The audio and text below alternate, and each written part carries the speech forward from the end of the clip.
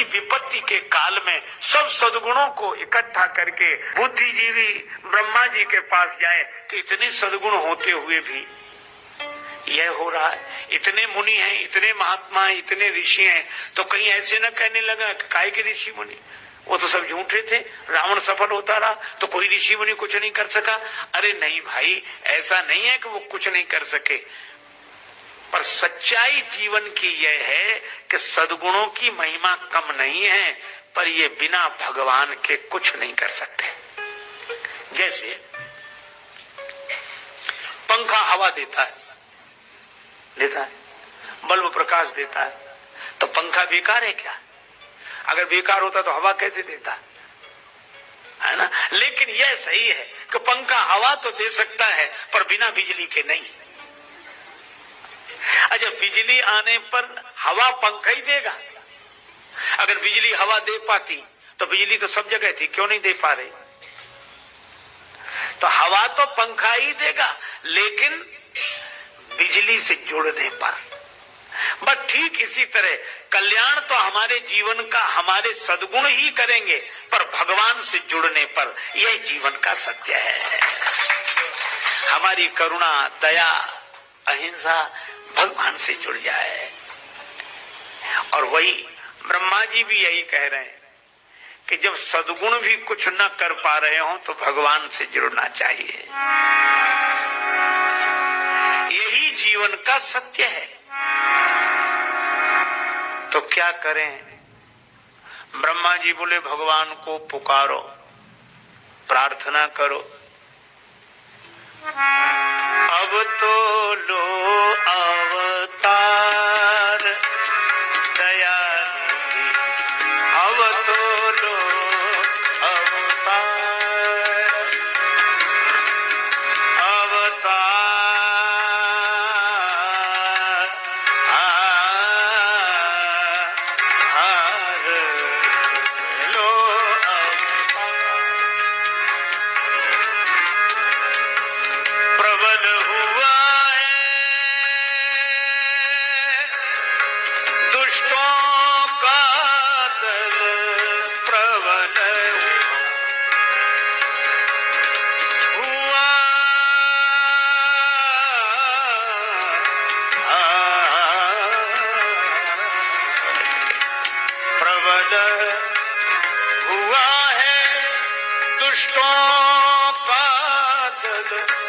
शीघ्र करो संहार दयानिधि, अब तो लो अवतार,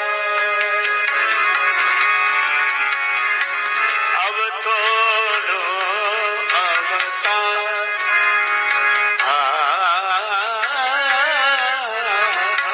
अब तो लो अवतार दयानिधि, अब तो लो अवतार, लो अवतार, अवतार, अवतार लो, अवतार लो,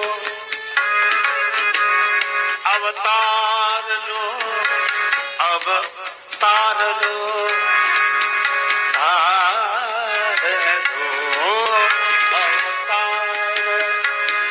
दयानिधि, अब तो लो अवतार, अवतार, अवतार दयानिधि, अब तो लो अवतार। पुकार, देखो पुकार कभी व्यर्थ नहीं जाती। निर्बल के प्राण पुकार रहे, जगदीश हरे, जगदीश हरे। भगवान को पुकारे, पूरे विश्वास के साथ पुकारे। देखो किसी चीज का नहीं दिखाई देना यह सिद्ध नहीं करता कि होता नहीं है। हवा नहीं दिखती पर होती है।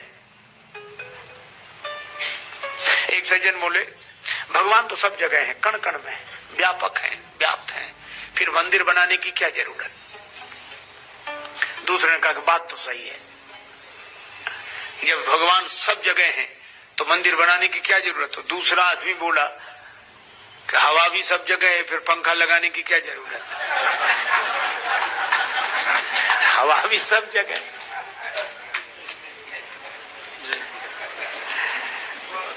सब जगह रहने वाली हवा पंखे के माध्यम से मिलने लगती है। हालांकि पंखा हवा नहीं है।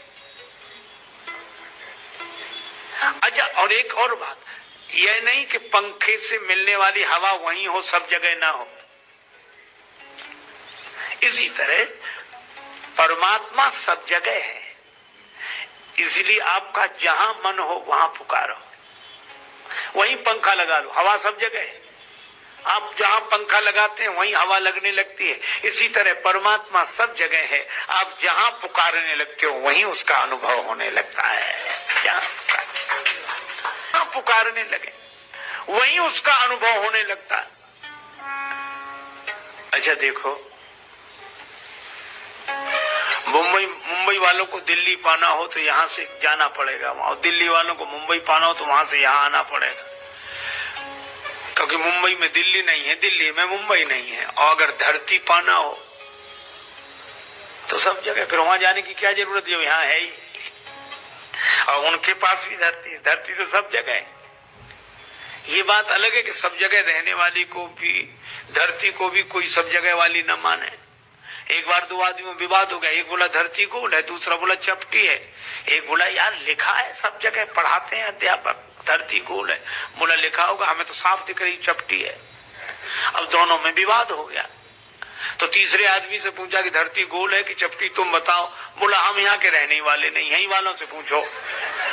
मतलब ये वहां से आया है जहां धरती है ही नहीं। इसलिए भाई, जैसे धरती सब जगह है, आकाश सब जगह है, वायु सब जगह है, तो बिना दिखने वाली वायु पर हम भरोसा करते हैं। इसी तरह नहीं दिखने वाले परमात्मा पर भी भरोसा करना चाहिए। वह सब जगह है, निश्चित सब जगह है।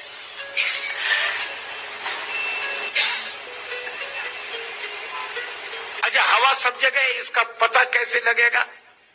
पंखा लगा के देखो, बिजली से तार जोड़ो, लगने लगेगी हवा। तो परमात्मा सब जगह, इसका प्रमाण कैसे मिलेगा। कहीं बैठकर पुकार कर देखो, पता लगने लगेगा। हरि व्यापक सर्वत्र समाना, प्रेम ते प्रगट हो ही मैं जाना। और ये शंकर भगवान का अनुभव है। ब्रह्मा जी बोले पुकारो, प्रभु को पुकारो। सर्वसम्मत से यही निर्णय हुआ, भगवान की शरण में चले। हानि धर्म की बहुत हुई है, अंधकार ने ज्योति छुई है। पृथ्वी पर अवतार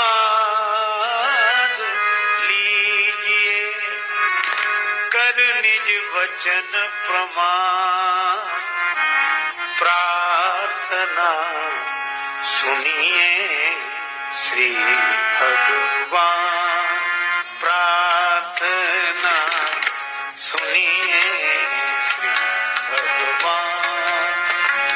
प्रार्थना सुनिए श्री भगवान। कीजिए जन जन का कल्याण, कीजिए जन जन का कल्याण। प्रार्थना सुनिए श्री भगवान। प्रार्थना सुनिए श्री भगवान।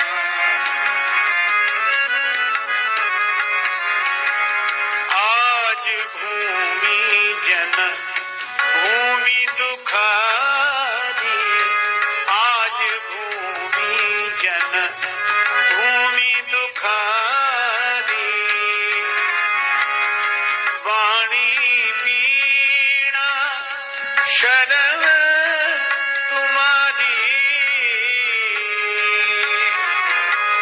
आज भूमि जन भूमि दुखारी वाणी वीणा शरण तुम्हारी वाणी वीणा शरण तुम्हारी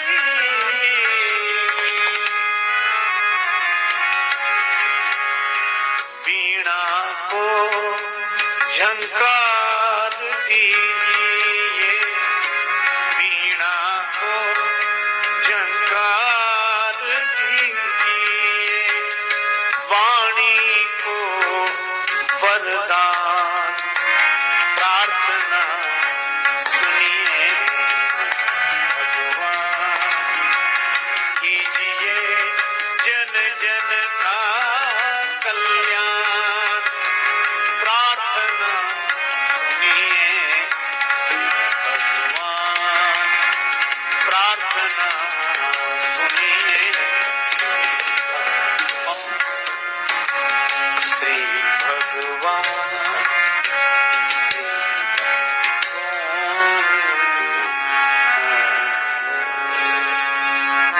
प्रार्थना इसके लिए सर्वसम्मति से स्वीकृति है, सबने स्वीकार किया प्रार्थना को। भगवान की प्रार्थना अस्तो मां सद्गमय तमसो मां ज्योतिर्गमय मृत्योर मां अमृतम गमय। पृथ्वी पर अत्याचार हो रहा है, हमारी सुमति पर अत्याचार हो रहा है, हे भगवान आप उबारे। यह भाव बड़ा अच्छा है, प्रार्थना अवश्य करनी चाहिए, लेकिन प्रायः ऐसा होता है कि प्रार्थना तो शुरू हो नहीं पाती, झगड़े पहले शुरू हो जाते। योजनाएं अपने अच्छी अच्छी बनती है, पर अच्छी योजनाएं लागू होने के पहले झगड़े पहले शुरू हो जाते हैं। अरे प्रार्थना करनी थी, ठीक है, पर झगड़ा प्रार्थना को लेकर नहीं हुआ। प्रार्थना तो सब स्वीकार कर रहे हैं, लेकिन झगड़ा इस बात का है कि प्रार्थना कहां करें। एक गांव में दो दल केवल इसलिए बन गए कि रामलीला कहां हो। वो तो कहते हैं कि हो तो हमारे मोहल्ले में हो, नहीं तो दूसरे मोहल्ले में हम देखने ही नहीं जाएंगे। अब इनके लिए रामलीला नहीं, मोहल्ला महत्वपूर्ण है।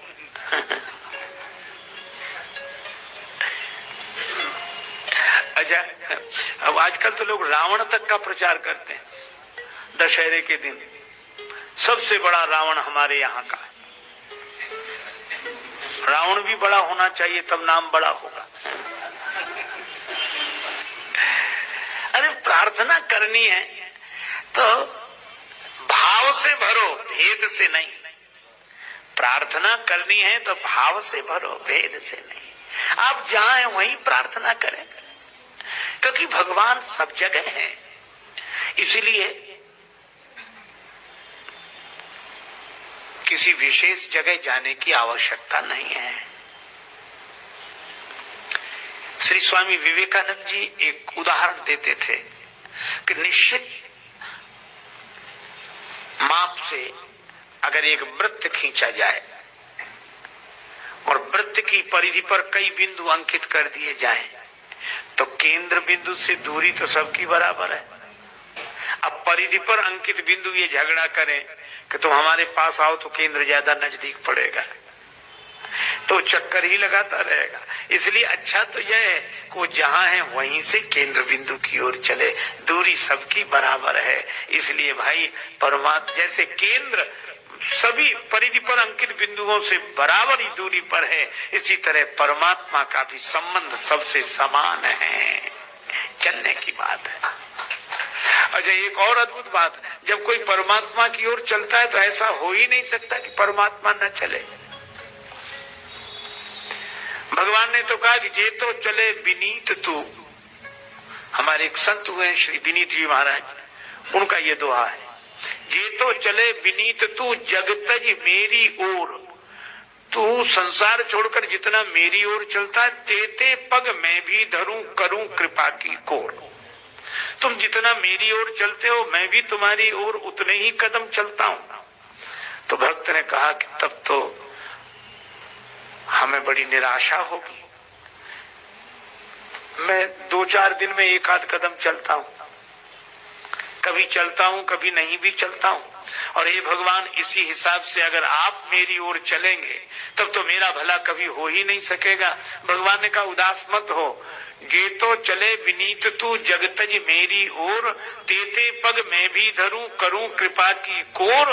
तो एक चरण तेरो परे मम हित चित पे छूछ, और मेरो चरण बढ़ाई वो राजा बलि से पूछ। कदम तो उतने ही चलूंगा लेकिन मैं जब कदम बढ़ाऊंगा, चरण बढ़ाऊंगा, तो राजा बलि से पूछो किस तरह कदम बढ़ाता हूं। इसलिए कहा कि पुकारो, अब सब झंझट छोड़कर पुकारो, ये स्थान तय करने में ही समय नष्ट कर दोगे। झगड़ा होने लगा। पूर्वे कुंठ जान कहे को, पूर्वे कुंठ जान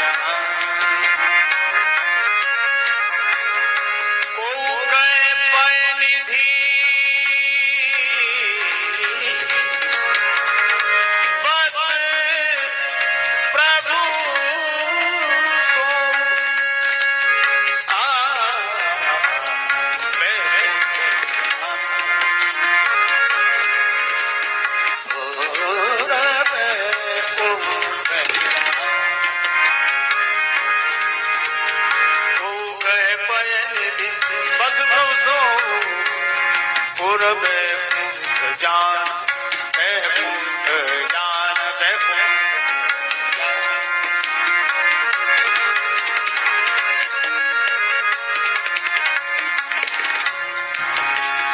पूर्वे कुंठ जान कह को पूर्वे कुंठ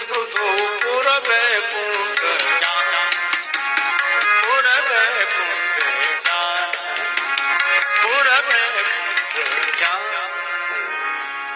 कोई कहता भगवान को पुकारना है तो बैकुंठ चलो, कुछ लोग बोले नहीं आजकल वो क्षीर सागर में रहते हैं। अब किसी ने पूछा कि इनमें गलत कौन बोल रहा है, सही कौन बोल रहा है। मुझे तो लगता है कि को गलत सही के ढंग से सोचना ही नहीं चाहिए, दोनों सही बोल रहे हैं और दोनों सही नहीं लग रहे हैं। अच्छा, जो कह रहा है कि बैकुंठ में है भगवान, वो ठीक कह रहा है, उसको और जगह मिले नहीं, उसे बैकुंठ में मिले तो कहेगा वहीं मिलेंगे, और जिसको क्षीर सागर में मिले उसे बैकुंठ में क्यों मिलेंगे, लगेंगे क्यों। तो सही तो बोल रहे हैं पर अपने ससीम सत्य को बोल रहे हैं। इनका सत्य जहां इन्हें अनुभव वहां तक ठीक है, ठीक भी बोल रहे हैं लेकिन ठीक नहीं बोल रहे हैं। तो सार्वभौम सत्य क्या है? परमात्मा की प्राप्ति में सार्वभौम सत्य यह है कि जिन्हें वैकुंठ में मिला वे कहते वैकुंठ में ही है और जगह नहीं, जिन्हें क्षीर सागर में मिला वे कहते क्षीर सागर में ही है और जगह नहीं, और जिसे परमात्मा का अपरोक्ष अनुभव हुआ वो कहते सब जगह है, इसलिए वैकुंठ में भी है, इसलिए क्षीर सागर में भी है। और जिसको परमात्मा की सर्वव्यापकता का बोध होगा वह किसी के विरोध में नहीं होगा। बोध और विरोध एक साथ रह नहीं सकते। एक गांव में आया हाथी, घंटी बजी, टन टन की आवाज हुई। संयोग की बात कि उस गांव में सभी अंधे रहते थे, अंधों का नगर था, पर अंधे देख नहीं सकते थे, सुन तो सकते थे। घंटियों की आवाज सुनी, दौड़े दौड़े आए, चिल्ला कर कहा क्या है क्या है। महावत बोला हाथी है। अंधे बोले हम देखना चाहते हैं। महावत ने कहा तुम्हारी आंख नहीं, देखोगे कैसे? कहा हाथ तो है, हाथों से देखेंगे। ठीक है, महावत ने हाथी बिठा दिया, अंधे टूट पड़े। किसी ने पांव पकड़ा, कुछ अंधों ने, कुछ ने पूंछ, कुछ ने कान, कुछ ने पीठ, किसी ने सूंड। देख लिया? हाँ देख लिया। हाथी लेकर महावत चला गया, अंधों में झगड़ा शुरू हो गया। और ये कहानी कहती क्या है कि झगड़ा जब होता है अंधों में ही होता है। अच्छा, झगड़े का कारण दृष्टिहीनता है। नियरे होए सूजत नहीं लानत ऐसी जिंद, और तुलसी या संसार को भयो मोतिया बिंद। तो ये मोतिया बिंद दूर कैसे हो? दवा लगाओ। कौन सी दवा? गुरुपद रज मृदु मंजुल अंजन नयन अमीय दृग दोष विभंजन। तो झगड़ा होता ही अंधों में, और अंधत्व के कारण ही हुआ। अब कठिनाई यह हुई कि महावत तो हाथी लेकर गया, पर जितने अंधों ने हाथी का पांव पकड़ा था, उन्होंने हाथी के बारे में धारणा बनाई कि हाथी गोल खंबे की तरह होता है। पूंछ पकड़ने वाले बोले गलत, पतली लाठी की तरह होता है, उसके आगे बाल होते हैं। पीठ पकड़ने वाले बोले नहीं, गोल चबूतरे की तरह होता है। सूंड पकड़ने वाले बोले खुरदुरे पेड़ की तरह, नीचे पतला ऊपर मोटा। कान पकड़ने वाले बोले अनाज साफ करने वाले सूप की तरह होता, छाजड़े की तरह होता है। अच्छा, अब आप बताओ कौन आदमी इनमें सही बोल रहा है? कोई सही नहीं बोल रहा, लेकिन पीछे तो कौन गलत बोल रहा है? अच्छा, जिसके हाथ में जितना आया उसने उसी तरह की धारणा बना ली। अच्छा, आज जितनी भी समस्या है धारणा के कारण है, अपनी अपनी धारणा में जी रहे हैं। और इसीलिए एक समस्या हो गई। अब जितने पांव वाले थे, जिन्होंने हाथी का पांव पकड़ा था, वो पूंछ वालों से नहीं बोलते थे। पूंछ वालों ने पांव वालों से बोलना बंद कर दिया। सूंड वालों का अलग संप्रदाय बन गया, कान वालों का अलग, पीठ वालों का अलग। इतने दल बन गए। अब एक दल हो तो दल, और दो तीन दल हो तो दल दल। इस दलदल से निकलना मुश्किल। और सब कह रहे थे। दूसरा कहता कि नहीं भाई, ऐसा कैसे माने, हमने खुद अपने हाथ से देखा है। अब जिसके हाथ जितना ही लग गया, अच्छा जिसके हाथ जितना लगा उसको ही उसने पूर्ण समझ लिया, यही विडंबना है। अच्छा, लगा हाथ हाथी ही था, वो बेचारे निर्दोष भी हैं, उनका कोई दोष नहीं है, लेकिन अब क्या करें, धारणाओं में बंधे। अब अलग अलग दल बन गए, कोई किसी से बोलता नहीं था। एक समूह अलग, एक समूह अलग। तो कुछ अंधे मौजूद नहीं थे उस समय जब हाथी आया था, वो बाद में आए। उन्होंने देखा कि हमारे गांव में क्या हो गया, इतने प्रेम से रहते थे हम लोग। किसी ने कहा कि हाथी आया था, उससे ये विवाद हुआ। तो वो अंधे बोले कि इससे तो हम तभी मजे में थे जब हाथी हमारे गांव में नहीं आया था, ये हाथी ने तो और उपद्रव कर दिया। समाधान क्या? कुछ लोग बोले कि महावत कह गया था कि 4 दिन बाद लौट कर आएंगे, प्रतीक्षा करो। लौट कर आया, फिर घंटियां बजी, हाथी के आगमन की सूचना मिली, अंधों को दौड़े। महावत ने कहा क्या बात है, हाथी देखना चाहते हो तो तुमने तो उसी दिन देख लिया था। अंधे बोले उसी देखने ने तो उपद्रव पैदा कर दिया। तो क्या बात है? एक ने कहा कि हाथी गोल खंबे की तरह होता है। महावत बोला हाँ वैसा भी है। पूंछ पकड़ने वाले बोले वो पतली लाठी की तरह नहीं होता जिसके आगे बाल लगे हों, वैसा भी है। पीठ पकड़ने वालों का गोल चबूतरे की तरह का वैसा भी है। सूंड पकड़ने वालों ने कहा खुरदुरे पेड़ की तरह का वैसा भी है। कान पकड़ने वालों ने कहा अनाज साफ करने वाले छाजड़ा सूप की तरह, बोले वैसा भी है। पीठ पकड़ने वाले बोले गोल चबूतरे की तरह। महावत बोला वैसा भी है। तो अंधे बोले क्या 10-12 हाथी लिए हो? महावत बोला हाथी तो एक ही है। तो एक ही अनेक जैसा क्यों लग रहा है? महावत ने कहा इसका उत्तर हम तुम्हें नहीं दे सकेंगे, क्योंकि इसका उत्तर दिया नहीं जा सकता, इसे तो देखा ही जा सकता है। तो आंखों का इलाज कराओ तो तुम्हें अनेक में एक दिखने लगेगा। आंखों का इलाज कराओ तो अनेक में एक दिखेगा, और आंखें अगर खराब रही तो एक में ही अनेक का भ्रम होगा, और अनेक का भ्रम होगा तो झगड़ा शुरू होगा, झंझट शुरू होगा। और वो यही हुआ, दो दल बन गए, लड़ने लगे। एक कहे वैकुंठ में चलो, और जो अंधे कह रहे थे कि हाथी नहीं आया, तभी हम मजे में थे। कुछ लोग ऐसे हैं, एक ने कहा ईश्वर साकार, एक ने कहा निराकार, दोनों झगड़ गए। तीसरा बोला कि जिसको लेकर इतना झगड़ा होता हो तो न साकार न निराकार, बेकार इसको। तो अपनी अपनी सोच है, झगड़ गए। अच्छा, अब एक बात और है, झगड़ा वहां शुरू हो गया जहां सदगुरु थे। सदगुरु कौन? शंकर भगवान। तुम त्रिभुवन गुरु वेद बखाना। पार्वती माता ने कहा कि हे देवादिदेव महादेव, आप थे तो भी झगड़ा होता रहा। सुना तो ये कि सदगुरु मिलने से झगड़ा खत्म हो गया, पर आप वहां थे, झगड़ा शुरू हो गया। आपने कुछ क्यों नहीं कहा? उनको समझाते, कुछ बोलते। शंकर जी ने कहा कि झगड़ने वाले किसी की सुनते कहां है?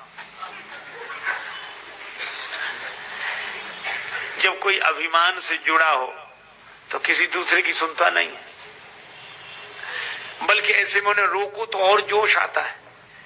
दो आदमी झगड़ रहे हो, एक को रोक लो, फिर देखो पहले से ज्यादा जोश आएगा उसे। छोड़ दो, छोड़ दो। एक आदमी तो बड़ा विचित्र था, उसने खुद दूसरे का हाथ पकड़ रखा था, बोले बस छोड़ दो, मुझे छोड़ दो। वो पकड़े ही नहीं था, और कहता नहीं छोड़ोगे तो तुम्हें नहीं छोड़ेंगे। शंकर जी कह रहे थे कि मैं प्रतीक्षा कर रहा था। क्या? बोले थोड़ा अभिमान का जोश ठंडा हो फिर मैं कुछ कहूं।